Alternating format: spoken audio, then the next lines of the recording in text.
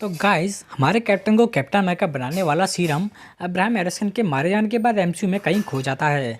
लेकिन फिर भी एमसीयू इसे बार बार वापस लाने की कोशिश कर रहा है, जिसकी वजह से ये एमसीयू का काफ़ी इंपॉर्टेंट टॉपिक बन चुका है।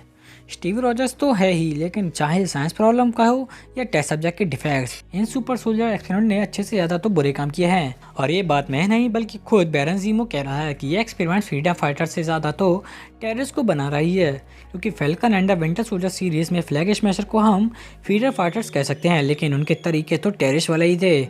और सीरीज का दूसरा कैरेक्टर जॉन वॉकर भी खुद को प्रूव करने के लिए सीरम ले लेता है, जिससे वो भी एक विलन से ज़्यादा कुछ नहीं बनता, लेकिन टाइम आते आते वो भी थोड़ा बहुत सुधर जाता है। लेकिन पता नहीं उसके फ्यूचर्स में क्या होगा। इसलिए ये वीडियो अब्राहम एरिसन के सभी सुपर सोल्जर्स वर्जन को दिखाएगी और बताएगी कि वो क्यों कभी फेल हो गए थे। तो गाइस, इसमें सबसे पहले है अब्राहम एरिसन का original super soldier serum. MCU का सबसे पहला super soldier serum Abraham arisen ने बनाया था, जिसकी वजह से स्टीव रॉजर्स कैप्टन अमेरिका बन पाता है। एरिसन के अकॉर्डिंग उनका सीरम फिजिकली के साथ साथ मेंटली भी चीज़ों को बढ़ाता है। शायद इसलिए जो अच्छा है वो और अच्छा हो जाता है और जो बुरा है वो और बुरा। एरिसन के सुपर सोल्जर सीरम को वीटा रेडिएशन के साथ इंजेक्ट करना होता है, और वो ये काम स्टीव के साथ करते भी हैं। शायद इसलिए वो उस पर पूरी तरह कामयाब हो पाता है। एरिसन का प्लान स्टीव को अमेरिका का पहला सुपर सोल्जर बनाना था, लेकिन इससे पहले कि वो ऐसे और बनाता, हाइड्रा के लोग उसे मार देते हैं और ओरिजिनल सीरम डिस्ट्रॉय हो जाता है। लेकिन ये थोड़ा कंफ्यूजिंग है कि इसमें क्या बेहतर था, एरिसन का सुपर सोल्जर सीरम या स्टीव का सच्चा दिल। वैसे तो स्टीव की एमसीयू जर्नी शानदार रही है, इसलिए इसके बारे में बोलने को बहुत कुछ है, लेकिन इस वीडियो में बस इतना ही। अब आते हैं दूसरे सीरम के एक्सपेरिमेंट डेड पर।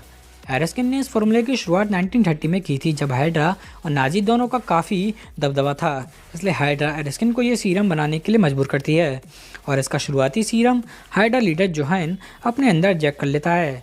लेकिन क्योंकि सीरम के लिए वीटा रेडिएशन भी ज़रूरी था, इसलिए वो ना मिल पाने पर उसकी स्किन जलकर लाल हो जाती है, और यहाँ से उसका नाम रेड स्कल पड़ जाता है। हालांकि यहाँ भी एरिसन के अकॉर्डिंग रेड स्कल फेल नहीं हुआ था, क्योंकि सीरम उसे उसका एक्चुअल चेहरा देता है, जो उसे उसके ईगो और ताकत की भूख से मिला था। और रेड स्कल के अकॉर्डिंग भी वो फेल नहीं हुआ था, इसलिए वो खुद को पहला सक्सेसफुल सुपर सोल्जर मानता था। अब है आरएन जीरो एक्सपेरिमेंट। एरिसन के भाग जाने के बाद आर्निम जोला खुद अपना परफेक्ट वर्जन बनाना शुरू कर देता है, और अपने सीरम्स की टेस्टिंग के लिए वो अमेरिकी सोल्जर्स को पकड़ लेता है, जिसमें से एक है बकी बार्न्स। कैप्टन की मदद से बकी बच तो जाता है, लेकिन बाद में वो ट्रेन से गिर कर वापस हाइड्रा के पास पहुंच जाता है, और यहाँ उसका सीरम ही उसकी जान बचाता है। लेकिन इस बार हाइड्रा उसका बिनवश करता है और उसे विंटर सोल्जर बना देता है। ये कहना गलत नहीं होगा कि आर्निम जोला का सीरम कई मायनों में परफेक्ट था, क्योंकि बकी अगले 70 सालों तक बिल्कुल वैसे ही काम करता है जैसा कि उसे करना चाहिए था। लेकिन अगर बकी उस टाइम स्ट्रेन से नहीं गिरता तो क्या वो एक अलग ही सुपर हीरो होता, क्योंकि अब हाइड्रा से छूटने के बाद वो हर तरीके से दुनिया की मदद करने के लिए तैयार है। अब अगला है एक सीक्रेट सुपर सोल्जर सीरम, जिसके बारे में हमें हाल ही में पता चला है। एरिसन की मौत और कैप्टन को खो जाने के बाद यूएस गवर्नमेंट फिर से सुपर सोल्जर सीरम बनाना शुरू कर देती है, और इस बार वो टेस्टिंग के लिए ब्लैक लोगों को यूज़ करती है। Comic book series truth red white and black के अकॉर्डिंग 300 लोगों पर ये टेस्टिंग की गई थी, लेकिन धीरे धीरे सभी ब्लैक लोग मारे जाते हैं। सिर्फ एक ब्लैक आदमी बचता है, इसाया ब्रैडली। इसाया ब्रैडली अब सुपर सोल्जर बन चुका था, और यूएस गवर्नमेंट उसे कोरन वॉर पर भेज देती है, लेकिन यहाँ उसका सामना विंटर सोल्जर से हो जाता है, और वो उसकी सिर्फ एक बाहर निकालने में कामयाब हो पाता है। विंटर सोल्जर की तरह ये वाला सीरम भी काफ़ी परफेक्ट था, लेकिन इसे यूज़ करने वाले लोग गलत थे, जिसकी वजह से ये बेकार हो जाता है। अपनी इस सर्विस के लिए इसा बेडली को पकड़ लिया जाता है, और इस पर बहुत सारे एक्सपेरिमेंट किए जाते हैं कि आखिर इकलौता यही बंदा क्यों, कोई और क्यों नहीं। लेकिन वो इसका कुछ नहीं कर पाई, और आखिरकार उन्हें उसे छोड़ना पड़ा। अब है हावर्ड स्टार्क सीरम। 1991 में टोनी स्टार्क के पिता हावर्ड स्टार्क अपना खुद का एक सुपर सोल्जर सीरम डेवलप कर लेते हैं, जिसे हम सिविल वॉर के एंड में एक छोटी सी झलक के रूप में देख चुके हैं। इससे पहले कि इसे यूज़ किया जाता, विंटर सोल्जर हावर्ड स्टार्क और उसकी वाइफ दोनों को मार देता है और इन सीरम्स को अपने साथ ले जाता है। लेकिन ये सीरम यहीं ख़त्म नहीं होता। विंटर सोल्जर इन सीरम्स को हाइड्रा को दे देता है, और वो इन सीरम्स को अपनी एलाइड डेथ स्क्वाड को दे देता है। जैसा कि एरिसन बाबा ने पहले ही बताया था कि यह सीरम इंसान के अंदर की पावर्स और उनकी मेंटली पावर्स दोनों को बढ़ाता है, और क्योंकि डेथ स्क्वाड पहले से ही बहुत खतरनाक थी, इसलिए सीरम लेने के बाद वो बेकाबू हो जाती है और उन्हें रोकना नामुमकिन हो जाता है।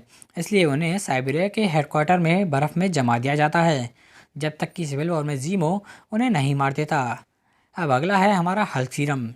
21st सेंचुरी के शुरू होने के साथ यूएस गवर्नमेंट एक बार फिर इस सुपर सोल्जर सीरम के पीछे पड़ जाती है और इस बार वो ये काम जनरल रॉस को देती है, जो इसे पूरा करने के लिए ब्रूस बैनर को अपने साथ जोड़ लेता है। बैनर को एरस्किन के फार्मूला डेवलप करने के लिए कहा जाता है, लेकिन वो कुछ नया ही बना देता है। उसका फार्मूला गामा रेडिएशन पर चलता है, जबकि एरस्किन का बीटा रेडिएशन पर। ये वाला फार्मूला कुछ अलग ही था, क्योंकि ये बैनर की पर्सनैलिटी को डिवाइड कर देता है। एक पर्सनैलिटी जिसमें वो जीनियस साइंटिस्ट बैनर होता है और एक इसमें वो हरा पागल मॉन्स्टर बन जाता है, जिसे हम हल्क के रूप में जानते हैं। ब्रूस के मामले में गलती साइंस की नहीं थी, बल्कि गलती थी जनरल रॉस की, क्योंकि वो उसे क्लियरली नहीं बताता कि उसे करना क्या है। इसलिए बैनर बनाने कुछ जाता है और वो बन कुछ और जाता है। सॉरी गाइस, वो हल्क बन जाता है। ब्रूस के हल्क बनने के इतने सालों बाद जब थैनोस अर्थ पर आता है तो एक्चुअल में समझ पाता है कि उसे क्या करना है, जिसके रिजल्ट में वो हल्क और बैनर को कंबाइन करके स्मार्ट हल्क बन पाता है। अब हमारा अगला सीरम है एमिल ब्लॉन्स्की सीरम। बैनर के हल्क में बदल जाने के बाद भी रॉस इसे समझ नहीं पाता कि ये सब इतना गलत क्यों है, और वो अभी भी इसके पीछे पड़ा रहता है और वो एक नया फार्मूला डेवलप कर भी लेता है और इस फार्मूले का पहला यूज़ करता है एमिल ब्लॉन्स्की। उसे इस फार्मूले का बहुत छोटा सा हिस्सा दिया जाता है, जिससे वो बिल्कुल वैसा बन जाता है जैसा वो चाहते थे। उसके पास सुपर स्पीड थी, स्ट्रेंथ थी, लेकिन वो सीधे हल्क के सामने चला जाता है। और क्योंकि वो इतना पावरफुल नहीं था कि हल्क को हरा पाए, इसलिए हल्क उसकी हालत बिल्कुल ख़राब कर देता है। बुरी तरह से हल्क से पिटने के बाद जब ब्लॉन्स्की पूरी तरह ठीक हो जाता है तो इस बार उसे ये सीरम थोड़ा ज़्यादा दिया जाता है। सीरम इंजेक्ट होते ही वो म्यूटेट होना शुरू हो जाता है, लेकिन उसका हल्क जैसा बनने की चाहत में वो हल्क के खून को अपने अंदर इंजेक्ट कर लेता है और अबोमिनेशन जैसा मॉन्स्टर में बदल जाता है। ये वाला सीरम काफ़ी बेहतर था, लेकिन ये लोगों को म्यूटेट कर देता है और इस म्यूटेशन के टाइम भी बहुत सारी गलत डिसीजन लिए गए थे, जिसकी वजह से ये वाला सीरम भी बेकार हो जाता है। अब आते हैं आखिरी सुपर सोल्जर सीरम पर। ये वाला सीरम हम हाल ही में falcon and the winter soldier series में देख चुके हैं। ये वाला सीरम विल्फ्रेड नेगल ने बनाया था और इसे बनाने के लिए उसने ईसा ब्रैडली के ब्लड का यूज़ किया था। नेगल पहले हाइड्रा के लिए काम करता था और उसके बाद CIA के लिए और लास्ट में पावर ब्रोकर के लिए। नेगल मानता था कि उसका सीरम पिछले सभी सीरम से बेहतर है। ये वाला सीरम ना तो बीटा रेडिएशन पर काम करता है और ना ही गामा रेडिएशन पर। इसे बस सीधे इंजेक्ट करना होता है और बस लो हो गया, एक नया सुपर सोल्जर तैयार। ये वाला सुपर सोल्जर की फिजिकल कंडीशन को नहीं बदलता, इसलिए इसे पहचानना बहुत मुश्किल है, लेकिन ये उसकी मेंटली कंडीशन को जरूर बढ़ा देता है। फ्लैग स्मैशर के लीडर कार्ली ने अपनी शुरुआत अच्छे कामों के साथ की थी, लेकिन धीरे धीरे वो भी अपनी पावर्स के कंट्रोल में आ गई और उसने भी इसके लिए लोगों को मारना शुरू कर दिया था। और नागेल के दूसरे सुपर सोल्जर्स भी इसी तरह अपनी पावर से पागल हो गए थे। और जिस तरह जॉन वॉकर ने दुनिया के सामने एक फ्लैग स्मैशर को मारा, वो तो कुछ अलग ही था। जॉन वॉकर सीरम लेने के पहले भी ऐसा ही था, लेकिन सीरम लेने के बाद वो और ज़्यादा पागल हो गया, क्योंकि अब उसके पास पावर भी थी, लेकिन यही पावर उससे कैप्टन अमेरिका की पोस्ट छीन लेती है। हालांकि इसके बाद सीरीज़ के एंड फाइट में वो हमारे हीरोज़ का साथ देता है, लेकिन इसका मतलब ये नहीं कि वो अब ठीक हो चुका है, क्योंकि सीरीज़ का एंड सीन उसे US एजेंट बना देता है और अब वो मैडम हाइड्रा के साथ भी है। इसलिए ये सीरम भी कहीं ना कहीं फेल हो जाता है। तो गाइस, आज की वीडियो में बस इतना ही।